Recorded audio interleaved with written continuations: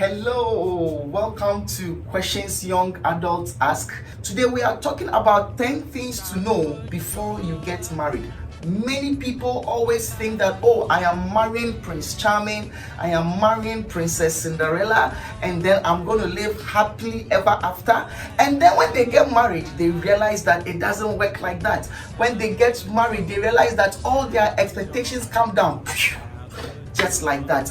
These 10 things will help you to really be able to be prepared so that you know if this person is really what this person is saying that they are.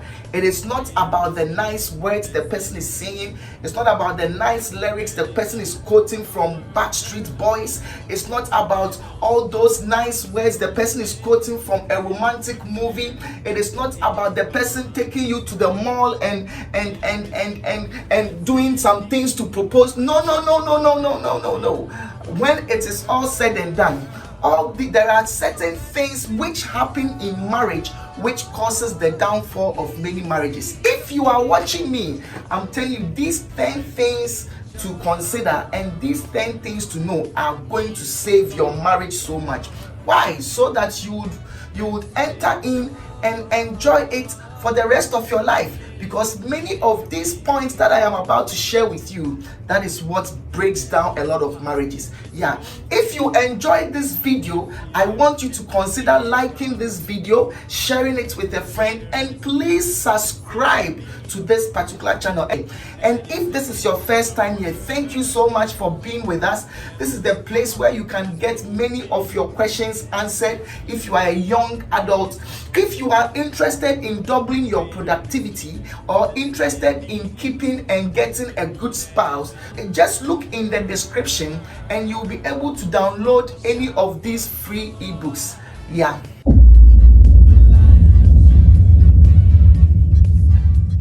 So number 6, will you have a place to stay after marriage? It's like something to think about. Right now, I mean, do you all stay in your family's house? Will the money be enough to rent a place?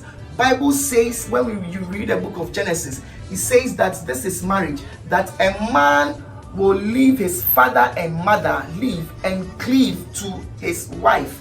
So Bible tells us that there is a leaving and there is a cleaving, which tells us that cleaving means that you are leaving your physical place and cleaving in another physical place, which means that you should have your own place where there is no brother, no sister, just the two of you in your own place. This is how God set it up to be.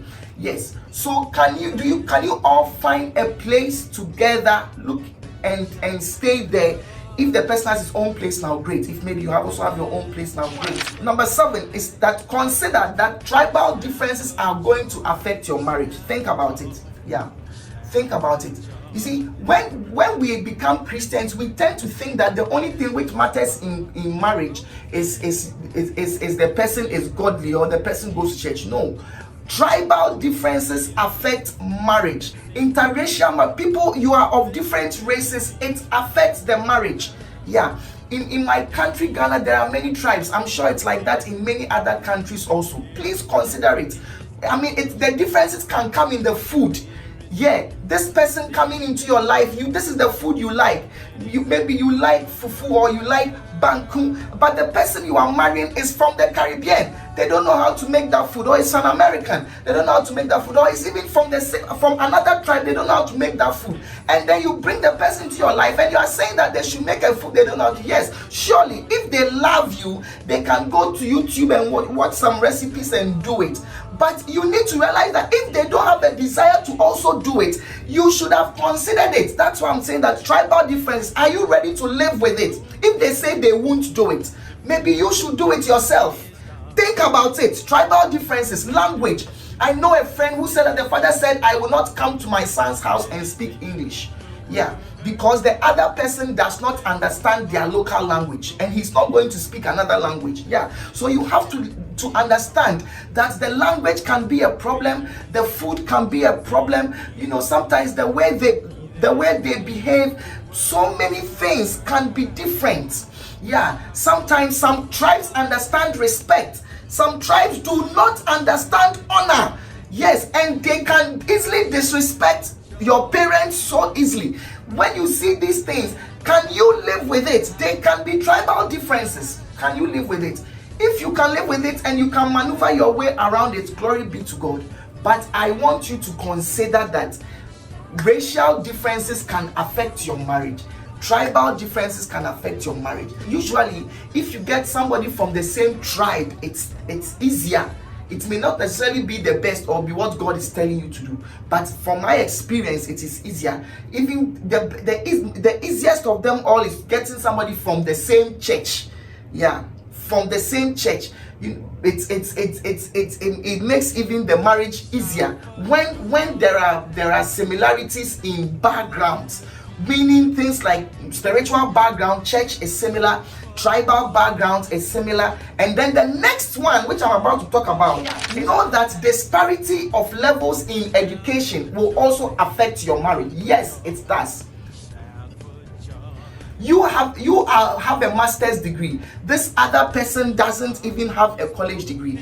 I'm a pastor, and a lot of people work with me. One of the things I have learned is it's so difficult to work with people who don't have a college degree. Very, very difficult.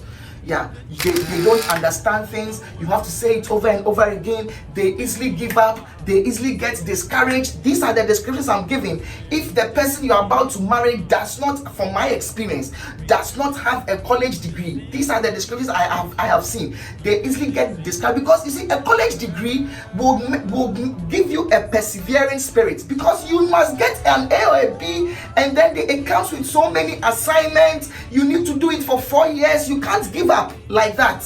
Yeah, so when somebody hasn't gone through that 4 years rigorous experience, they easily give up. They don't want to try anything new. These are the things that a college experience helps you with. So I know a couple that got together, that one person has a master's, the other person had a high school diploma. I said that this is not going to work, and it did not work, because sooner than later, because I remember one other person saying, yo, why are you not spending time with me? Why you're always in school? The person is doing the master's, and they don't understand. This person hasn't even gone to college before, so he doesn't understand how rigorous it is to be in school. I mean, you want the person to come and pick you up. You want the person to stop whatever they are doing. And so eventually the person said, no, I can't live with this, because disparity in levels of education will affect your marriage. Think about it, if you can live with it.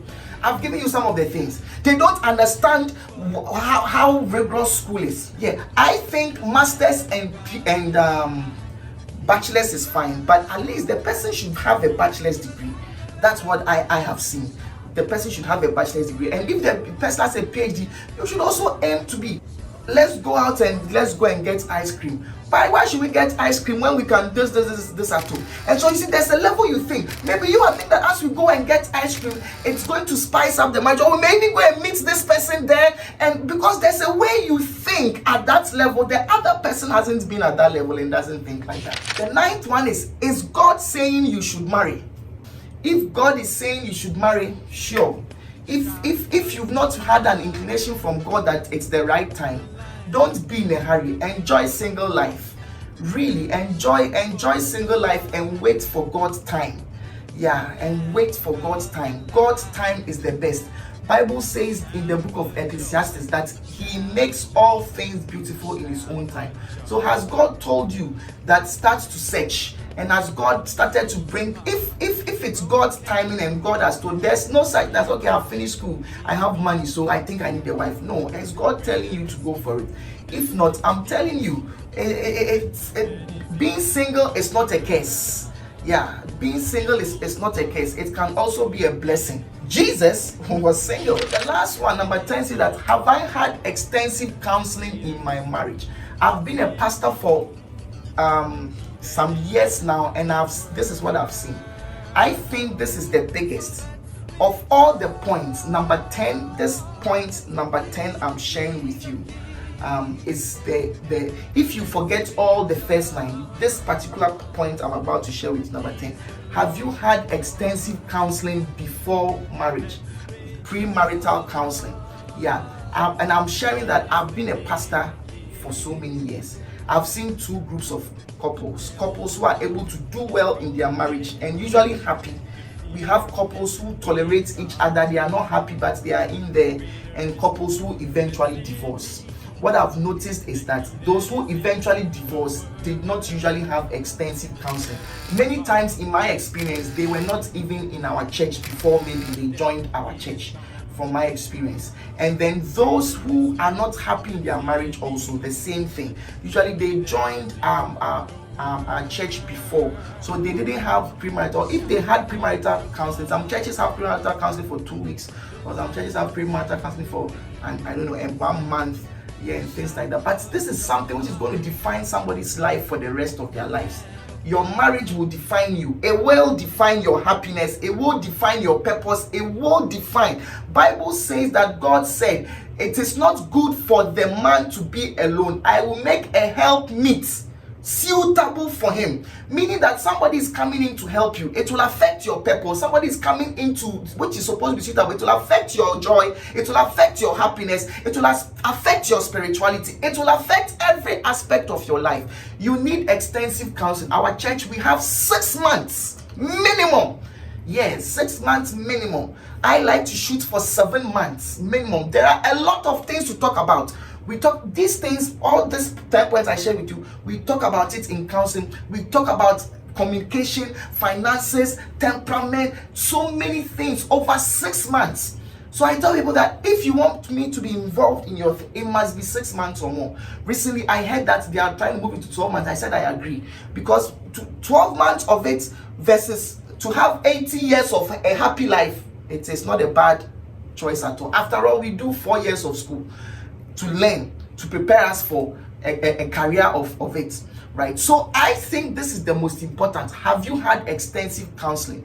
If you've not had more than 6 months of continuous counseling with a counselor who knows everything about the two of you, nobody hides anything, knows everything about the two of you, believe you me, the possibility that in this era we are in, this modern era we are in, the possibility that the marriage will not be sustained is very high without that. Bible says that by good counsel wage your war. Marriage is a fight, because the two of you trying to achieve something great, the devil is going to oppose you. By good counsel wage your war. And Bible says that in the multitude of counselors there is safety. The opposite of safety is harmful, or opposite of safety is danger. So when there's lack of counselors, there is danger.